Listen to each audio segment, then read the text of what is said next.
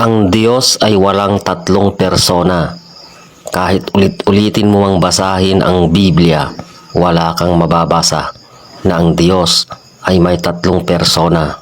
Ang aral na ito ay isang gawa-gawa lamang at hindi mo ito kailanman matatagpuan na itinuro sa Biblia o banal na kasulatan. Ano ang sinasabi ng Brother Eliseo Soriano ng MCGI nung siya'y nabubuhay pa kapag ang aral ay hindi makikita sa Biblia kagaya ng kanyang aral na itinuturo? Pakinggan natin. Wala sa Bible, utot yan. Ayan, napakaliwanag ng kanyang sinabi. Hindi sa amin galing yan.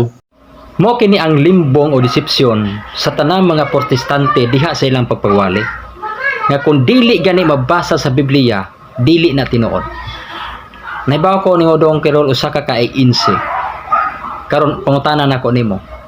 Kay dili man mabasa sa Biblia, dili man ka tinuod og invento lamang. Akong pangutana, asan mabasa sa Biblia nga si Felix Manalo usa ka anghel? Gikan sa Genesis ngadto sa Revelation, tagaay kog bersikulo, usa na sa inyong doktrina nga si Felix Manalo anghel. Verbatim mangayo ko. Kay ikaw nag-ingon nga kung dili mabasa sa Biblia, dili na tinuod. Ikaduha, asa mabasa sa Biblia from Genesis to Revelation nga si Felix Manalo usa ka messenger, the last messenger of God.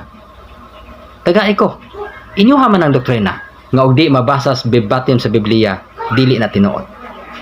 So, kamoy naunay ang inyuhang doktrina nga og dili mabasa sa Biblia, wa gitudo sa Biblia, letra po letra, dili tinuod. Now, tagay ko niya ng maong bersikulo. Ikaduha, tagay ko diha sa Biblia nga ang tawo simbahon. Doktrina ninyo nga gisimba si Kristo. Unya si Kristo panudlo ninyo tao ra. Tagay ko nga ang Dios Amahan nagsugo nga simbahon niya ang tao. Huh? Og dili mabasa litra po litra. Unsa giingon ni Elisoriano? Utot yan. Wala sa Bible, utot yan. So utot yung doktrina niyo.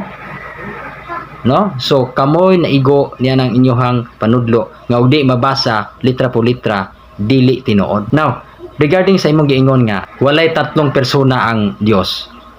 Oy, dili ta parot. No?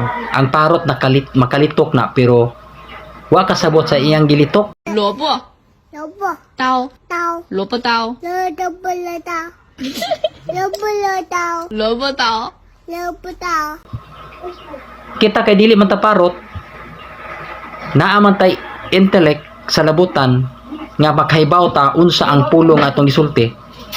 Ang pulong persona naanay will and intellect. No nay kahulugan sa persona, nay sa labutan og libreng kabubuton.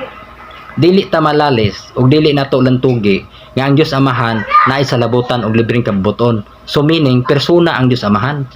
Samot na si Kristo, ang Dios nga anak, naay sa labutan og libreng kabubuton kay siya Dios mga nagpakatao. Now, ang lantugi na to ani, persona ba ang Holy Spirit? Tubag yes. Naay sa labutan og libreng kabubuton ang Holy Spirit. Nga sa buhat 13:2, unsa giingon? Ug ang Holy Spirit samtang nagtigom ang mga tinun-an niunsa ang Espiritu Santo nisulti, igahin kanako si Pablo ug si Bernabe. Buhat 13:2. So ang Holy Spirit, ang Espiritu Santo adunay sa labutan og libreng kabubuton, meaning persona. So, unsay giingon ni Kristo? Panlakaw kamo sa tibuok kalibutan ug bunyagi sila sa ngalan sa Amahan, Anak ug Espiritu Santo. So gipadayag ang tulo ka persona apan adunay usa lamang ka kinaiyas pagka Dios. So dili tinuod nga dili tatlong persona ang usa ka Dios. Ato nang pamatud-an diha sa Biblia. Kay matud pa sa 1 Juan 5:7, for there are three had been recorded in heaven, the Father, the Son, and the Holy Ghost, and these three are one. So make sure mo ka na itong pagpaambit, no? God bless atong tanan.